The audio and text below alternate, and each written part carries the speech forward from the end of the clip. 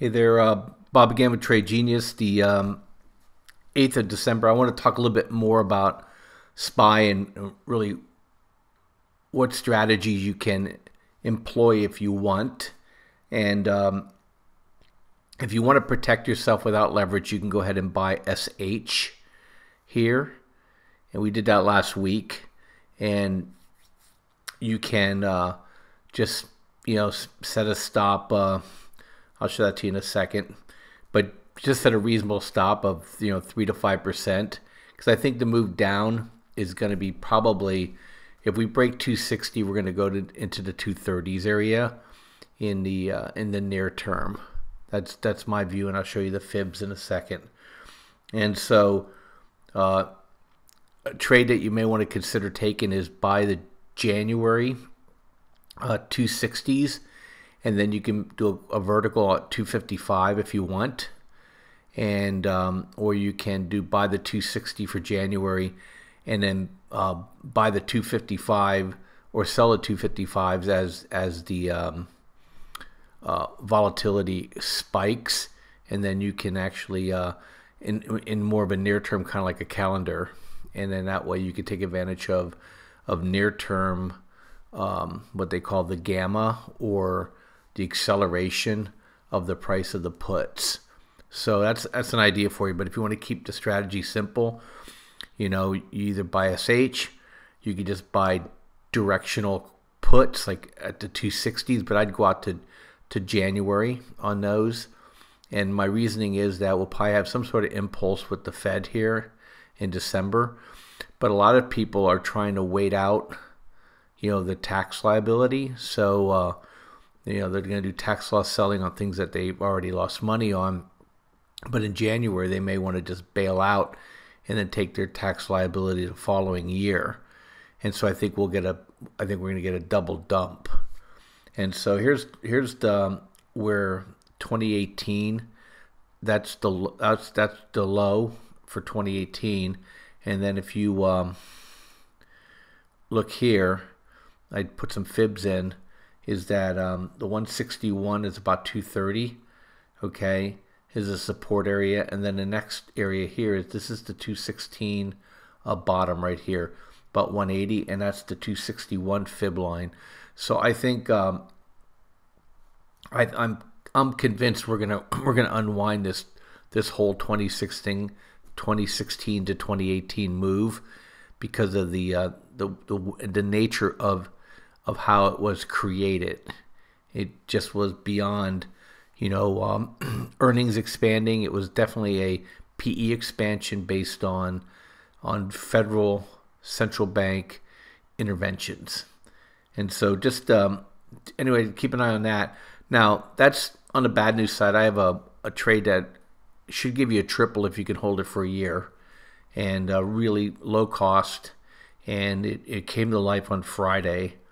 And that stock is Ego, and we had a nice pop 55 to 60. I've traded this thing a few times on the buy signals. They're nice little lotto pops, and here's a reason why I say it here, because it's 55, and I think we're going to come back. We're going to refill this out. It'll be like a rounded bottom.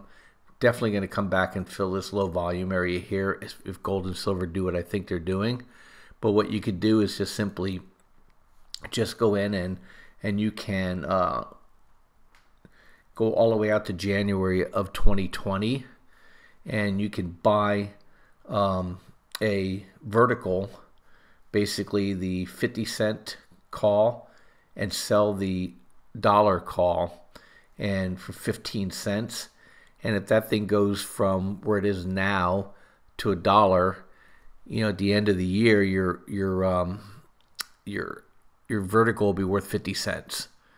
And so, with commissions, right around a triple. And so, and I have higher expectations of Ego than that. But if you just wanted to do a single, you can just do a single as well. And you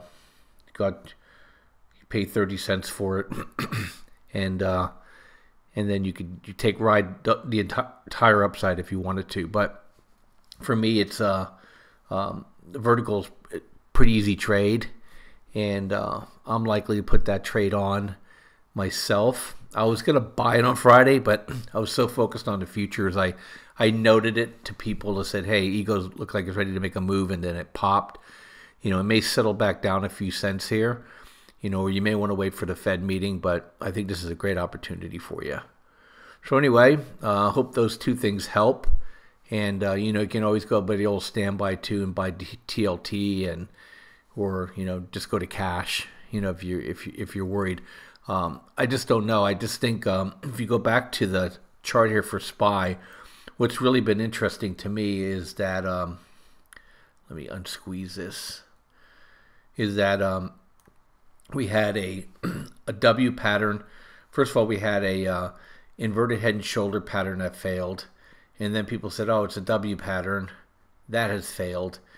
Jawboning hasn't worked.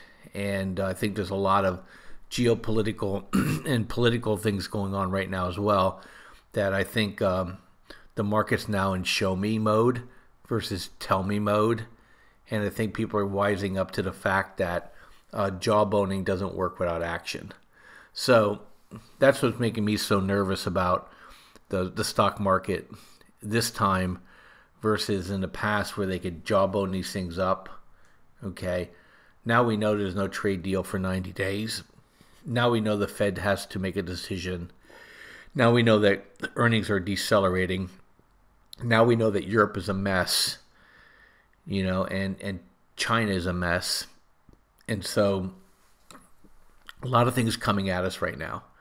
So anyway, thanks for listening. I'm going to talk miners on my next video, and barring a super crash, I think the miners are the place to be, and they all had motion on Friday, which was a really good sign, and they ignored entirely all the selling this week.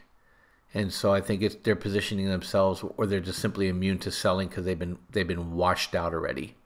And I'll show you a couple ratio charts to support my position. You guys have a great one. Bye-bye.